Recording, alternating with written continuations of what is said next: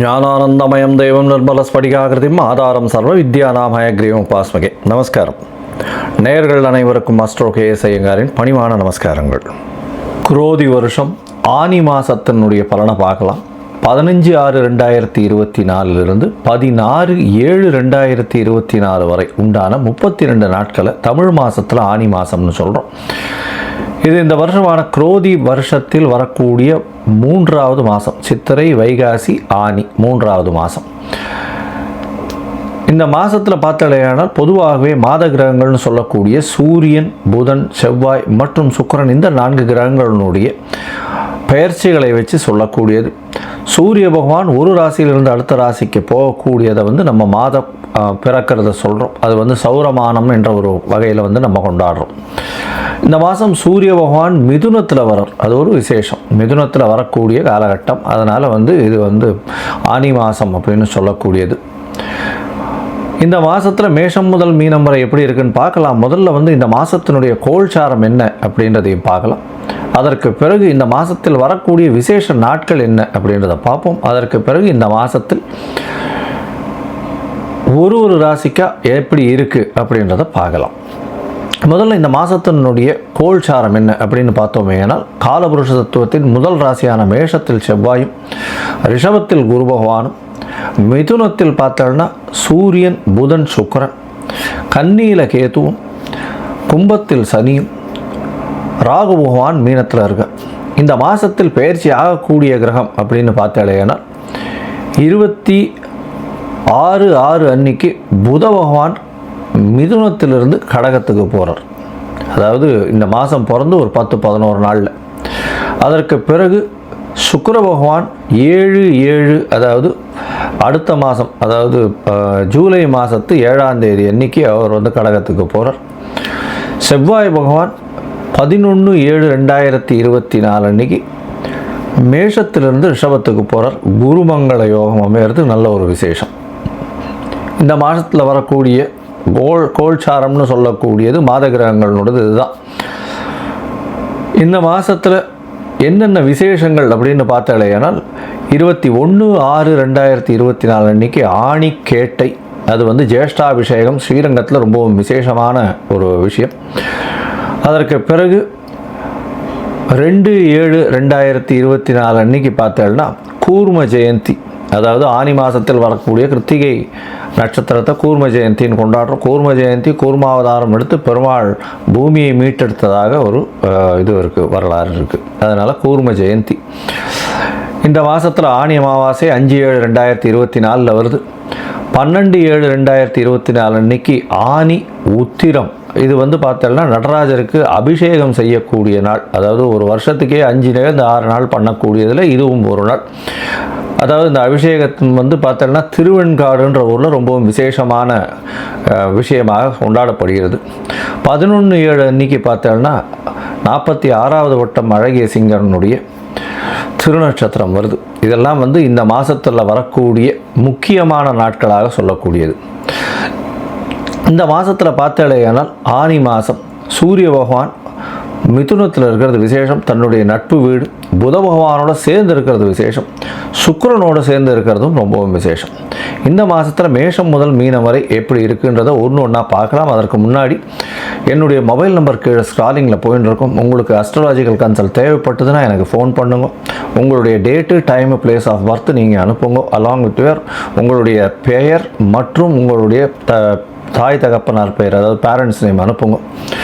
உங்களுடைய ஜாதகத்தை போட்டு சந்தி இருக்கான்னு முதல்ல பார்த்துட்டு, அதாவது உங்களுடைய நட்சத்திரம் சந்தி, பாத சந்தி, லக்ன சந்தி, அதாவது எல்லாம் என்கிட்ட வர்றவாளில் பாதி பேர் பார்த்தாலேனால் நான் மிருகசீரிஷம் 2ஆம் பாதம் அப்படின்னு சொல்லிட்டு இருப்பா.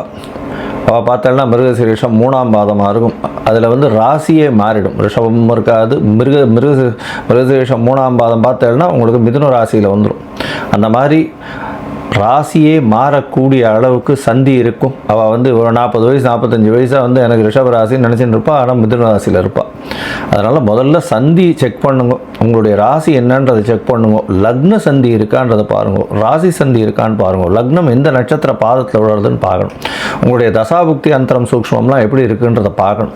இன்றைய காலகட்டத்தில் கோச்சார பிரகாரம் உங்களுடைய நிலை என்ன அப்படின்றத பார்த்துட்டு உங்களுடைய பிரச்சனைகளுக்கு ஒரு விடை கொடுக்கக்கூடிய வாய்ப்புகள் மிகவும் அதிகம்.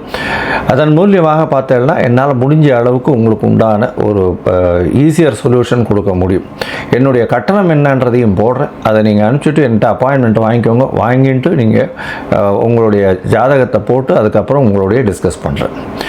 இப்போ மேஷம் முதல் மீனம் வரை ஒரு ராசியாக ஆனி மாதம் 15/6/2024 முதல் 16/7/2024 வரை உண்டான நாட்களுக்கு என்னென்ன பலன் அப்படின்றதும் எளிய பரிகாரம் என்ன செய்யலாம் அப்படின்றதையும் பார்க்கலாம். ரிஷபம், கிருத்திகை, ரோகிணி, மிருகசீரிஷம் இந்த 3 நட்சத்திரம் 9 பாதங்களை கொண்ட ராசி. ராசியின் அதிபதி சுக்கிர பகவான் ராசிக்கு 2ஆம் இடத்துல இருக்கிறது விசேஷம். 2ஆம் அதிபதியும் ஆட்சி பெற்று போயிருக்கிறதுனால 2ஆம் இடம் வலுப்பெற்று போகிறது. குடும்பத்தில் நல்ல ஒரு ஏற்றம் கிடைக்கக்கூடிய மாதமாக இந்த மாதம் அமைய போகிறது.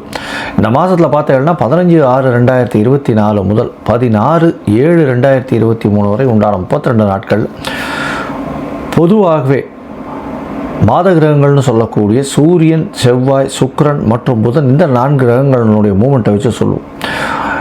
இந்த 3 கிரகங்கள் இந்த மாதத்தில் உங்களுடைய ராசிக்கு 2ஆம் இடத்துல இருக்கிறது பெரிய விசேஷம். ராசியிலேயே குரு பகவான் இருக்கிறதன் மூலியமாக திருமணத்திற்கு யோகம் வந்தாச்சு, கவலைப்பட தேவையில்லை. திருமணத்திற்கு பார்த்து கொண்டு இருக்கும் இளைஞர்களுக்கு கண்டிப்பாக திருமண பாக்கியம் ஏற்படும். உங்களுடைய ராசிக்கு 5ஆம் இடத்தை வந்து குரு பகவான் பார்க்கறது பெரிய விசேஷம். குழந்தை பிராப்தி ஏற்பட இவ்வளவு நாளாக குழந்தை பிராப்தி இல்லாதவர்களுக்கு குழந்தை பிராப்தி ஏற்படும். இருந்தாலும் கொஞ்சம் கவனமாக இருக்கிறது நல்லது. அதுக்கு உண்டான மெடிக்கேஷன்ஸ் கொஞ்சம் மருத்துவ செலவுகள் கொஞ்சம் அதிகமாக ஆகக்கூடிய காலகட்டமாக இருக்கும். ஜாகிரதையாக இருக்கிறது நல்லது. இந்த மாதம் பார்த்தோன்னா உங்களுடைய ராசிக்கு 2ஆம் இடத்துல வந்து சுக்கிர பகவான் இருக்கிறது பெரிய விசேஷம். சூரியனோடு சேர்ந்து இருக்கக்கூடிய காலகட்டமாக அமைகிறது. 2ஆம் இடத்தில் தனகாரகனும் அதாவது தனகாரகன்னு சொல்லக்கூடிய குரு பகவான் ராசியிலையும் தனஸ்தான அதிபதினு சொல்லக்கூடிய புத பகவான் 2ஆம் இடத்துல இருக்கிறதும் பெரிய விசேஷம். இதன் மூலியமாக பணவரவருக்கு பஞ்சம் இருக்காது, தொழிலில் பெரிய அபிவிருத்தி இருக்கும். இருந்தாலும் 10ஆம் இடத்தில் இருக்கக்கூடிய சனி பகவான் கொஞ்சம் ஜாகிரதையாக இன்வெஸ்ட்மெண்ட்டை, சொந்த தொழில் பண்ணுறவங்க இன்வெஸ்ட்மெண்ட்டை கொஞ்சம் ஜாகிரதையாக பார்த்து போடுறது ரொம்பவும் முக்கியம் அப்படின்றத சொல்கிறேன். இந்த மாதத்தில் உங்களுடைய ராசிக்கு பார்த்தலையானால் 12ஆம் இடத்துல வந்து செவ்வாய் பகவான் இருக்கிறதன் மூலியமாக கணவன் மனைவியிடையே சற்று அந்யோன்யம் இருக்கக்கூடிய வாய்ப்புகள் கம்மியாக இருக்கும். 12ஆம் இடத்தில் 12ஆம் அதிபதி ஆட்சி பெற்று இருக்கிறதன் மூலியமாக நல்ல ஒரு ஏற்றம் கிடைக்கும். வெளியூர், வெளிமாநிலம், வெளிநாடு செல்லக்கூடிய பாக்கியம் உண்டு. 11ஆம் இடத்தில் இருக்கக்கூடிய ராகுவின் மூலியமாக வெளிநாட்டு சம்பந்தம் ஏற்படக்கூடிய பாக்கியம் நிச்சயமாக இருக்கும். கலைத்துறையில் இருக்கிறவர்களுக்கு புதிய அக்ரிமெண்ட் சைன் பண்ணக்கூடிய வாய்ப்புகள் உண்டு. அதை தவிர பார்த்தீங்கன்னா இந்த கார்மெண்ட் இண்டஸ்ட்ரியில் இருக்கிறவா, பேப்பர் ப்ரொடக்ஷனில் இருக்கிறவங்க, அதை தவிர இந்த இது நகாசு வேலைகள், அதாவது தங்கத்தில் நகாசு வேலைகள் செய்யக்கூடிய பொற்கொள்ளர்கள், இவர்களுக்கெல்லாம் பெரிய ஏற்றம் இருக்கும். லைட் டெக்னீஷியன்ஸு, கம்ப்யூட்டர் டெக்னீஷியன்ஸு, இவாளுக்கெல்லாம் பெரிய ஏற்றம் இருக்கக்கூடிய காலகட்டமாக இந்த மாதம் அமைய போகிறது. இந்த மாதத்தில் பார்த்தேனால் உங்களுடைய உடல்நிலை நல்ல ஒரு ஏற்றம் இருக்கும். குரு பகவான் இருக்காரே, அவர் அஷ்டமாதிபதி, அவர் வந்து இருக்காரு அப்படின்னு சொன்னாலும் குரு இருக்கும் இடத்தை விட பார்க்கும் இடமும் நல்லபடியாக இருக்கும், இருக்கும் இடமும் நல்லபடியாக இருக்கும். குரு பார்க்கக்கூடிய நன்மைன்னு சொல்லக்கூடியது தான் வந்து ஜோதிட சாஸ்திரம். இதன் மூலியமாக பார்த்தேன்னா குரு பகவான் இருக்கிறதுனால உடல் நலத்தில் நல்ல ஏற்றம் இருக்கும். சுக்கிர பகவானும் உங்களுடைய ராசிக்கு 2ஆம் இடத்துல இருக்கிறதுனால பேச்சில் நல்ல நல்லம் இருக்கும். எந்த ஒரு விஷயத்திலையும் வெற்றி பெறக்கூடிய வாய்ப்புகள் நிச்சயமாக உண்டு. உங்களுடைய ராசிக்கு 11ஆம் இடத்துல இருக்கக்கூடிய ராகு பகவான் மூலியமாக நல்ல ஒரு ஏற்றம் கிடைக்கும். ஆனால் மூத்த சகோதரர்களோட சிறு சிறு மனக்கசப்புகள் இருக்கக்கூடிய காலகட்டமாக அமையும். குழந்தைகள் மூலியமாக சிறு பிரச்சனைகள் ஏற்படும். அதாவது 5ஆம் இடத்துல கேது பகவான் இருக்கிறதும் குரு பகவான் பார்க்கறதுனால அந்த பிரச்சனைகள் வந்து அது மறையக்கூடும். கொஞ்சம் ஜாகிரதையாக குழந்தையை வாட்ச் பண்ணுறது ரொம்பவும் முக்கியமாக இருக்கும். உங்களுடைய ராசிக்கு பார்த்தலையானால் இந்த மாதம் 2ஆம் இடத்துல இருக்கக்கூடிய புத பகவான் 3ஆம் இடத்துல போய் இருக்கக்கூடியதும் முயற்சி ஸ்தானத்தில் போய் இருக்கிறது பெரிய விசேஷம்.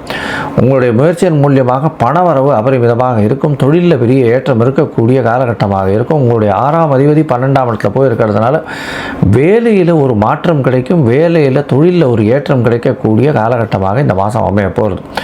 வேலையில் பார்த்தாலும் சேஞ்சஸ் பார்த்துட்டு கண்டிப்பாக கிடைக்கும், ஒரு ப்ரொமோஷன் கிடைக்கக்கூடிய பாக்கியம் இருக்கும். ஸ்ட்ரெஸ்ஸு கொஞ்சம் அதிகமாக இருக்கக்கூடிய காலகட்டமாக அமையிறது. இந்த மாதத்தில் நீங்கள் எல்லா காரியங்களும் எடுக்கிற காரியங்கள் எல்லாமே வெற்றி பெறும். இருந்தாலும் சில நாட்களை தவிர்க்கணும் அப்படின்னு சொல்கிறோம். அது சந்திராஷ்டம நாட்கள்னு சொல்கிறோம். அந்த சந்திராஷ்டம நாட்கள் 22/6/2024 24/6/2024 வரை உண்டான நாட்கள் சந்திராஷ்டம நாட்களை சொல்கிறோம். இந்த சந்திராஷ்டம நாட்களில் வந்து புதிதாக முயற்சிகள் வேண்டாம், வெளியூர் வெளிமாநில பிரயாணங்கள் வேண்டாம்னு சொல்கிறோம். இந்த மாதத்தில் பார்த்தீங்கன்னா நீங்கள் அவசியமாக கேத்துவுக்கு உண்டான கொள்ளு தானம் பண்ணுறது பெரிய விசேஷம். அருகில் இருக்கக்கூடிய விநாயகர் கோவிலில் கொள்ளு போய் தானம் கொடுத்துட்டு வாங்கும். அதை தவிர பார்த்தீங்கன்னா கலராக இருக்கக்கூடிய ஒரு துணி வந்து அருகில் இருக்கக்கூடிய கோவிலில் கொடுத்துட்டு வாங்கும். கலரில் வந்து கருப்பு நீலம் மட்டும் இல்லாத கலராக பார்த்து மல்டி கலரில் இருக்கக்கூடிய துணி வந்து வஸ்திரம் தானம் கொடுத்துட்டு வாங்கும். ரங்கநாத பெருமாளை போய் சேவிச்சுட்டு வாங்கும். அங்கே வந்து பாதாம், ஏலக்காய் இந்த மாதிரியான இந்த ட்ரை ஃப்ரூட்ஸ் எல்லாம் வந்து கொடுத்துட்டு வாங்கும். நல்ல ஒரு ஏற்றம், பொன்னான மாதமாக இந்த மாதம் உங்களுக்கு அமைய போகிறது. லோகா சமஸ்தா சுகினோ பவந்து. நன்றி, நமஸ்காரம்.